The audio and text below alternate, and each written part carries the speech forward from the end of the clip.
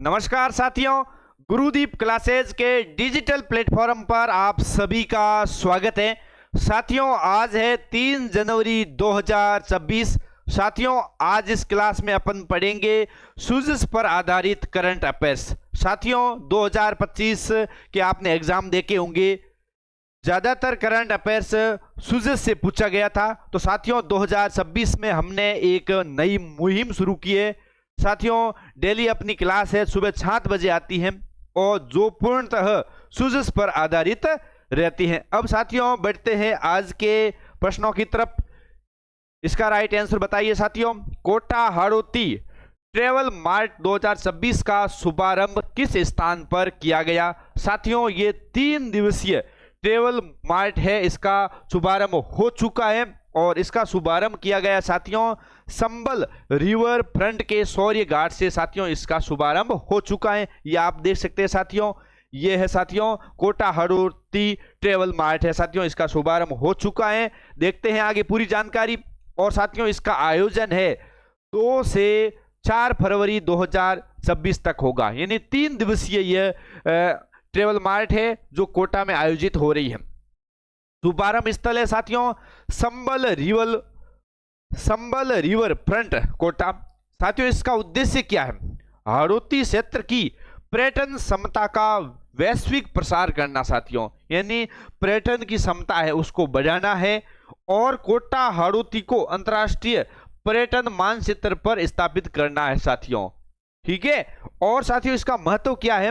पर्यटन निवेश व रोजगार अवसरों में वृद्धि करना है साथियों। स्थानीय संस्कृति, धरोहर व प्राकृतिक स्थलों का क्या है? प्रचार करना साथियों, इसका मुख्य महत्व है। तारीख इसकी आप जरूर ध्यान रखें साथियों, 2 जनवरी से 4 जनवरी। ठीक है, ये ट्रेवल है मार्ट है, आयोजित होगा, 3 दिवसीय है। ठीक है, कोटा में इसका शुभारंभ हो चुका है।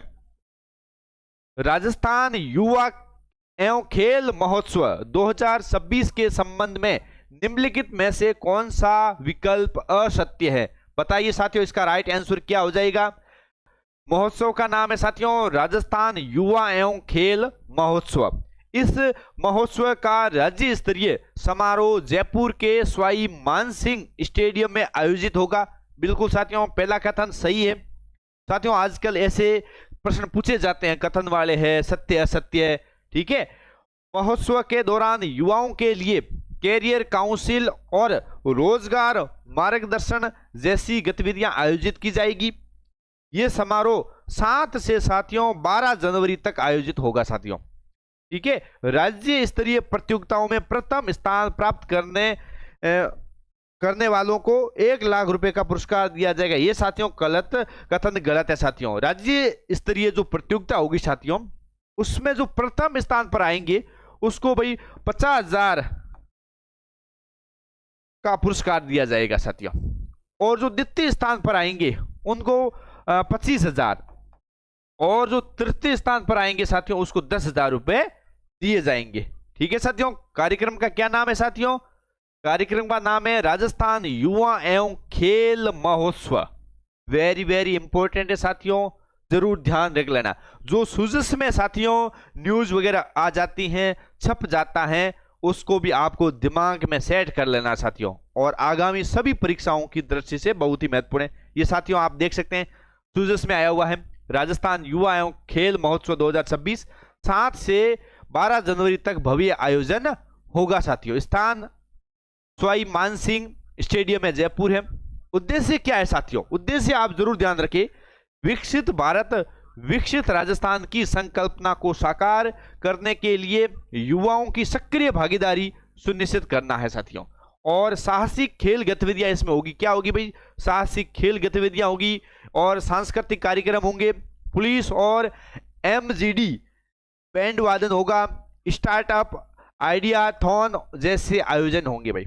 और राज्य स्तरीय इसमें जो प्रतियोगिता होगी साथियों, इसमें जो प्रथम स्थान पर आएंगे उसको 50,000 रुपए, और द्वितीय स्थान पर आएंगे 25,000, और तृतीय स्थान पर आएंगे उनको 10,000 रुपए की इनामी राशि है वो दी जाएगी। ठीक है।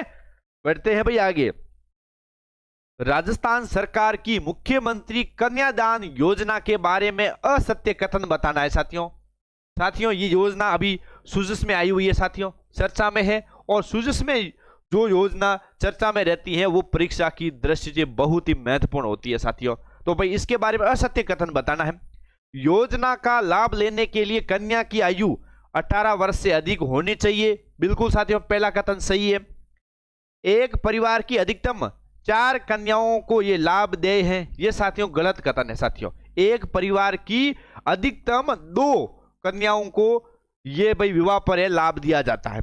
योजना के तहत SC ST एवं अल्पसंख्यक समुदाय के BPL परिवारों को विवाह पर 31,000 रुपए की आर्थिक सहायता दी जाती है। बिल्कुल साथियों ये कथन सही है।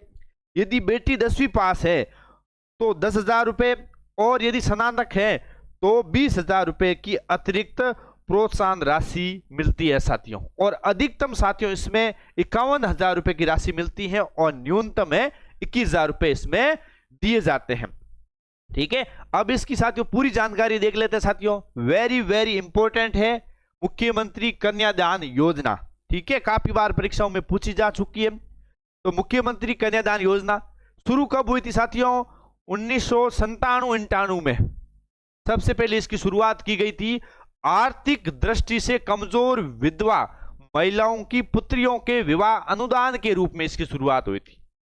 ठीक है, आर्थिक दृष्टि से कमजोर विधवा महिलाओं की पुत्रियों के विवाह अनुदान के रूप में इसकी शुरुआत हुई थी।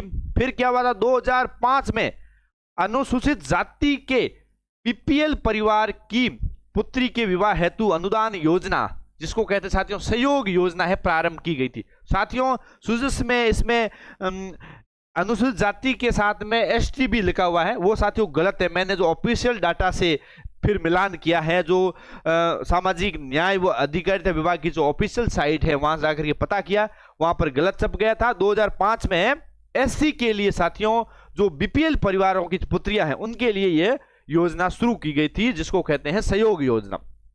फिर क्या हुआ? फिर 2016-17 में उक्त दोनों योजनाएं, एक तो साथियों जो 97-98 में शुरू हुई थी, आर्थिक दृष्टि से कमजोर तो वर्गों की जो विधवा महिलाएं हैं उनकी जो पुत्रियां हैं कि उनके लिए, फिर 2005 में है जो SC के लिए जो BPL परिवारों की जो पुत्रियां हैं उनके लिए जो सहयोग योजना है, उक्त दोनों योजनाओं को क्या है मर्ज कर दिया गया है। यानी दोनों योजनाओं को एकीकृत कर सहयोग एवं उपहार योजना प्रारंभ की गई। भाई कब की गई? 16-17 में, जिसका नाम है साथियों सहयोग एवं उपहार योजना। फिर क्या हुआ? 12 अक्टूबर 2020, तारीख याद रखें साथियों, 12 अक्टूबर 2020 को सहयोग एवं उपहार योजना का नाम है मुख्यमंत्री कन्यादान योजना कर दिया गया। अब वर्तमान में नाम इसका है मुख्यमंत्री कन्यादान योजना। ठीक है, और इसको ही साथियों मुख्यमंत्री हथलेवा योजना भी कहते हैं। और इसका विभाग कौन सा है? सामाजिक न्याय एवं अधिकारिता विभाग है साथियों। ठीक है, और उद्देश्य क्या है? आर्थिक दृष्टि से कमजोर वर्ग की कन्याओं के विवाह पर आर्थिक संबल प्रदान करना है साथियों। ठीक है, आर्थिक रूप से उनको सहायता प्रदान करना। अब साथियों पात्रता वेरी वेरी इंपॉर्टेंट है। ठीक है, अभी एक परीक्षा हुई थी उसमें पूछा गया था कि कन्यादान योजना में अधिकतम कितनी राशि दी जाती है? तो भाई 51,000 रुपए अधिकतम राशि दी जाती है। अब देखो पात्रता, अनुसूचित जाति एवं जनजाति और अल्पसंख्यक वर्ग के BPL परिवार की, एक तो भाई SC ST और अल्पसंख्यक वर्ग की जो BPL परिवार है उनकी जो 18 वर्ष से अधिक आयु की जो लड़कियां हैं उनके विवाह पर कितने साथियों? 31,000 रुपए की राशि दी जाती है। भाई SC ST और अल्पसंख्यक वर्ग के जो BPL परिवार हैं उनकी यदि पुत्रियों की शादी होती है और उनकी उम्र 18 वर्ष हो गई है तो भाई 31,000 रुपए दिए जाएंगे। इसी प्रकार सभी वर्गों के BPL है, चाहे कोई भी वर्ग हो, BPL वर्ग है और उनकी पुत्री है और उसकी उम्र 18 वर्ष हो गई है तो भी इसमें राशि दी जाएगी। परिवार, ठीक है, BPL परिवार है, अंत्योदय परिवार, आस्था कार्ड धारक, आर्थिक रूप से कमजोर विधवा महिलाएं, विशेष योग्यजन व्यक्ति, पालनहार में लाभार्थियों की लड़कियों की शादी और महिला खिलाड़ियों को भी स्वयं की शादी। ये जरूर ध्यान रखें साथियों, महिला खिलाड़ियों को भी स्वयं की शादी में 21,000 रुपए की सहायता राशि है वो दी जाती है। भाई ठीक है भाई, SC ST अल्पसंख्यक उनको दिए जाते हैं भाई 31,000 रुपए। ठीक है, और बाकी जो भी कैटेगरी है, बीपीएल कैटेगरी है, उनको दिए जाते हैं 21,000 रुपए। और यदि लड़की 10वीं पास है तो भाई 10,000 रुपए अतिरिक्त सहायता दी जाती है। और यदि लड़की स्नातक पास है तो 20,000 रुपए की अतिरिक्त सहायता राशि प्रदान की जाती है भाई। ठीक है भाई, SC या ST की लड़की है, बीपीएल है, और वो लड़की 10वीं पास है तो उनको 41,000 रुपए, 31,000 तो मिलते हैं। उसके बाद में 10वीं पास है तो 10,000 और यदि स्नातक है तो 20,000, तो हो गए 51,000 रुपए। और उपहार राशि केवल 2 लड़कियों के विवाह पर ही दी जाती है साथियों। ऐसा नहीं है कि परिवार की 4 बालिकाएं हैं उनको दी जाएगी, परिवार की 2 बालिकाएं हैं उनके विवाह पर है ये उपहार राशि है, 2 लड़कियों पर दी जाएगी। और इस योजना के लिए विवाह के 1 साल तक आवेदन कर सकते हैं। भाई विवाह हो गया है, 1 साल तक आप आवेदन कर सकते हैं और इस योजना का लाभ ले सकते हैं भाई। और अब साथियों आज का अगला प्रश्न है, निम्न में से कौन सा राजस्थान में रामसर साइट नहीं है भाई। ठीक है, राजस्थान में कौन सी है वो रामसर साइट नहीं है? सांबर झील, बर्ड विलेज मैनार, सिलिसेट झील, पुष्कर झील। बताइए भाई इसका राइट आंसर। बिल्कुल साथियों, सांबर झील बिल्कुल रामसर साइट में शामिल है, बर्ड विलेज मैनार बिल्कुल है साथियों, और सिलिसेट झील अभी वर्तमान में शामिल किया गया। लेकिन साथियों पुष्कर झील नहीं है भाई, रामसर लिस्ट में शामिल नहीं है पुष्कर झील। अब साथियों देख लो भाई, राजस्थान में 5 रामसर साइट हो गई साथियों। वर्तमान में कितनी है जरूर ध्यान रखें, 5 रामसर साइट हो गई है। सिलिसेट झील को रामसर साइट का दर्जा देने के बाद अब राजस्थान में 5 रामसर साइट हो गई है। ठीक है, वेरी वेरी इंपॉर्टेंट है, आगामी परीक्षाओं में पूछा जाएगा।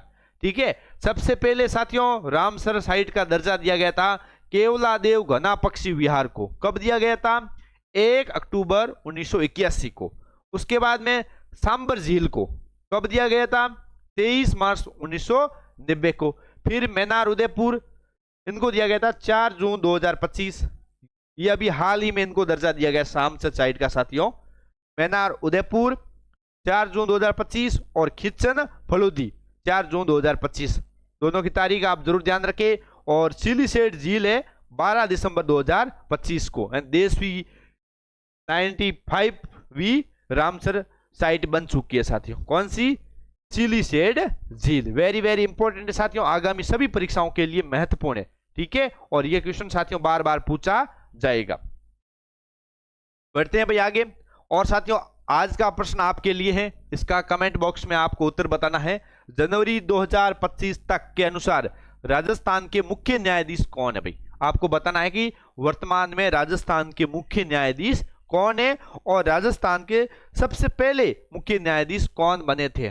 ठीक है, प्रथम मुख्य न्यायाधीश कौन थे ये भी आपको कमेंट बॉक्स में बताना है साथियों। ठीक है, ये क्लास आपको कैसी लगी है कमेंट बॉक्स में आप जरूर बताएं। मिलते हैं साथियों अगली क्लास में, तब तक के लिए जय हिंद, वंदे मातरम।